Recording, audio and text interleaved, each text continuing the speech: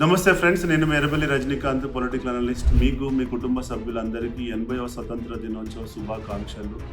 ఈరోజు నేను తీసుకునే టాపిక్ వచ్చేసి దేశభక్తి అంటే ఏమిటి, ఒక దేశభక్తుడికి ఉండాల్సినటువంటి లక్షణాలు ఏమిటి. మీరు ఒక గొప్ప దేశభక్తుడని మీరు అనుకోవడం కాదు, మీరు ఈ వీడియోని చివరి వరకు చూసి మీరు నిజమైన దేశభక్తుడా కాదా అన్నది మీరే ఆత్మవిమర్శ చేసుకోండి. మీ అభిప్రాయాన్ని కూడా కామెంట్ రూపంలో తెలియచేయండి. దేశభక్తి అంటే జాతీయ గీతం పాడడం మాత్రమే కాదు. దేశభక్తి అంటే సైనికుడికి గౌరవించడం మాత్రమే కాదు. దేశభక్తి అంటే సోషల్ మీడియాలో పోస్టులు పెట్టి లైక్లు కామెంట్లు చేయడం మాత్రమే కాదు. దేశభక్తి అంటే కేవలం భారత్ మాతాకి జై అని చెప్పి నినాదం చేయడం మాత్రమే కాదు. దేశభక్తి అంటే చేతిలో భారత జాతీయ జెండాను పట్టుకొని తిరగడం మాత్రమే కాదు. ఇవన్నీ దేశభక్తిని వ్యక్తపరచడానికి వివిధ మార్గాలు మాత్రమే. నిజమైన దేశభక్తి ఏంటో నేను ఇప్పుడు చెప్తాను, మీరు వినండి. దేశభక్తి అంటే మన దేశం, ఆ దేశంలో ఉన్న ప్రజలు, ఆ దేశం యొక్క ప్రయోజనాలు, ఆ దేశంలో ఉన్నటువంటి సంపద పట్ల ప్రేమ కలిగి ఉండడం, నిజాయితీ కలిగి ఉండడం, బాధ్యత కలిగి ఉండడం. సో మీరు ఒక నిజమైన దేశభక్తుడా కాదా అన్నది మీరు ఎలా ఆత్మవిమర్శ చేసుకోవాలో నేను ఇప్పుడు చెప్తాను, వినండి. మీరు ఒక నిజమైన దేశభక్తుడైతే మీరు చట్టాన్ని గౌరవించాల్సి ఉంటుంది.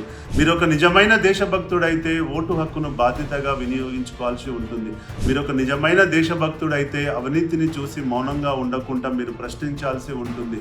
మీరు ఒక నిజమైన దేశభక్తుడైతే ప్రజల ఆస్తులను మన సొంత ఆస్తులుగా కాపాడాల్సినటువంటి పరిస్థితి ఉంటుంది.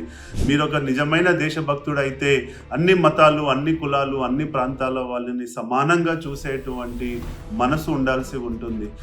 అంతేగాని మనం ఎంతసేపు ఈ దేశం నాకేం చేసింది అని ప్రశ్నించుకుంటే కుదరదు మిత్రమా. ఈ దేశానికి నేను ఏమి ఇచ్చాను అన్నది నువ్వు ఆలోచించాలి. ఈ దేశానికి నా బాధ్యత ఏందన్నది మనం బాగా ఆలోచించాలి. ఈ దేశం మనకు స్వేచ్ఛనిచ్చింది, ఈ దేశం మనకు అవకాశాలను ఇచ్చింది, ఈ దేశం మనకు హక్కులను ఇచ్చింది.